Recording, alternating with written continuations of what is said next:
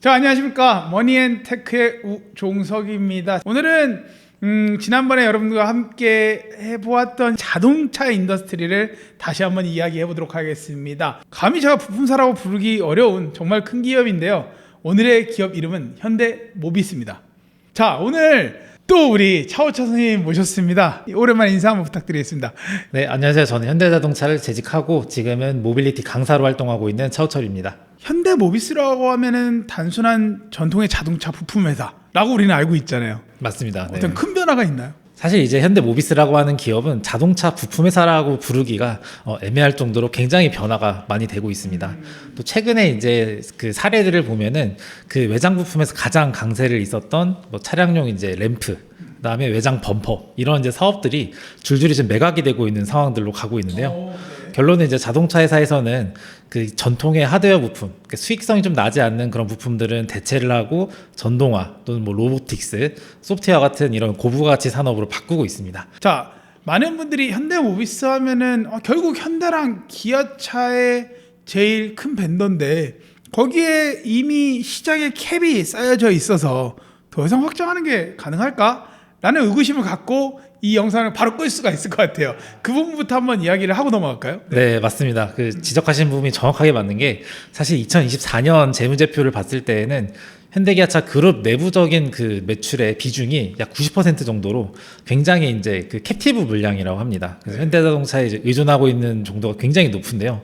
또 이제 올해 3월부터는 그 판도가 좀 바뀌는 그런 소식들이 나타나고 있습니다. 이제 올해 이제 3월 달에 헝가리에서 이제 모비스 공장이 이제 실제로 완공이 되었고 거기서 이제 벤츠의 이제 핵심 부품들 뭐 하이브리드나 전기차에 들어가고 있는 구동 부품 실질적으로 이제 납품하는 이런 이제 루트들이 시작되기 했습니다. 오늘 이제 두 가지를 메인으로 한번 선생님이랑 저희가 이제 촬영 전에 논의를 했던 차량용 반도체 그리고 로보틱스 이 두 가지에 대해서 한번 이야기를 해보도록 하겠습니다. 차량용 반도체가 대체 무엇입니까? 아마 대부분은 반도체는 알고 계신데 차량용이라는 단어가 붙으면은 이거 완전 다른 건가? 그래서 이제 쉽게 얘기해서 HBM이라고 하는 그 반도체랑 한번 비교를 해보겠습니다. HBM은 이제 흔히 말하는 이제 메모리라고 해서 데이터를 이제 저장하거나 읽고 쓰는 그런 기능들을 주로 한다면은 차량용 반도체는 이제 시스템 반도체라고 해서 쉽게 얘기하면 우리 인간의 두뇌와 같은 역할을 하는 반도체라고 보시면 됩니다. 그러니까 차량용에 들어가는 두뇌 요것이 차량용 반도체의 가장 핵심이고 이거 외에도 주변에 굉장히 많은 종류의 차량용 반도체가 또 있지 않나요?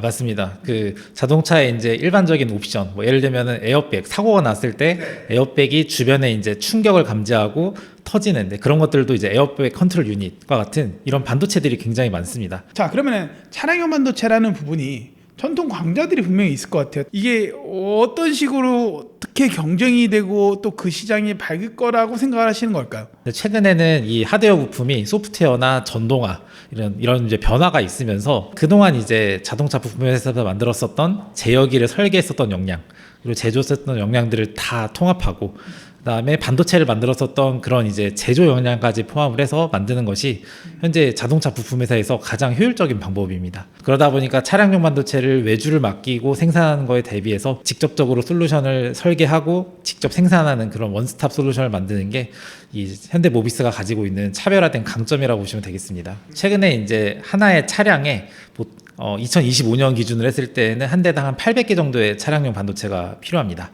근데 앞으로는 소프트웨어의 변화도 있고 전기차나 이런 건 이제 가속화가 되기 때문에 3년 뒤 2029년이 되면은 한 차량당 1100개 이상의 차량용 반도체가 들어갑니다. 자, 그러면 이제 반도체 설계하고 생산하는 것을 내재화하게 되면은 또 밸류체인 관점으로도 원가 절감도 가능하고요.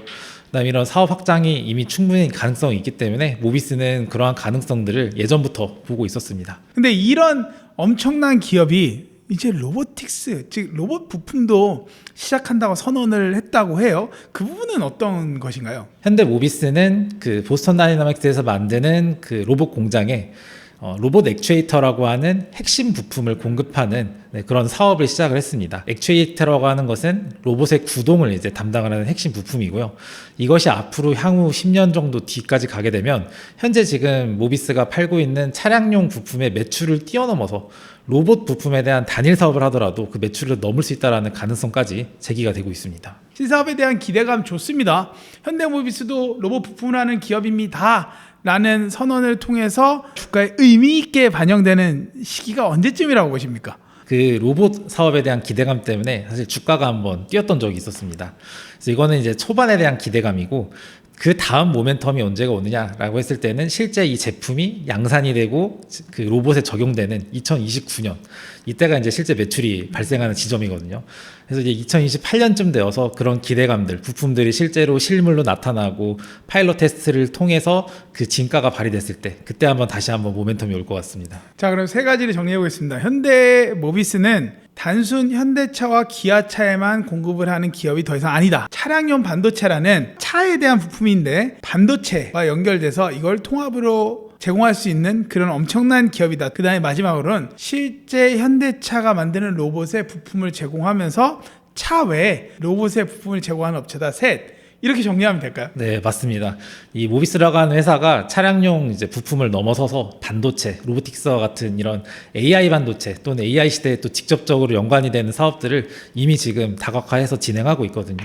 네, 그만큼 기대가 좀 많은 기업이라고 볼 수 있을 것 같습니다. 자, 구독자 여러분들, 이 현대모비스라는 기업을 우리가 이렇게 다각도로 볼 수 있습니다. 정말 이 현대모비스라는 기업이 왜 지금 모멘텀이 있고 어떻게 되는지에 대해서 여러분들이 명확하게 이해하셨다 그러면은 정말 좋은 영상이지 않았을까라고 생각합니다. 선생님, 다음번에도 또 나오셔서 이 자동차라는 넓은 세계 이제 딱 두 개 있습니다. 현대차와 현대모비스 했는데 같이 또 한번 좋은 기업 발굴하고 그들의 기술을 쉽게 또 우리 머니앤테크의 구독자분들께 이야기했으면 좋겠습니다. 선생님, 오늘 수고 많으셨고요. 자, 여러분들 다음번에 또 뵙도록 하겠습니다. 지금까지 우종석과 차우철이었습니다. 여러분들 감사합니다.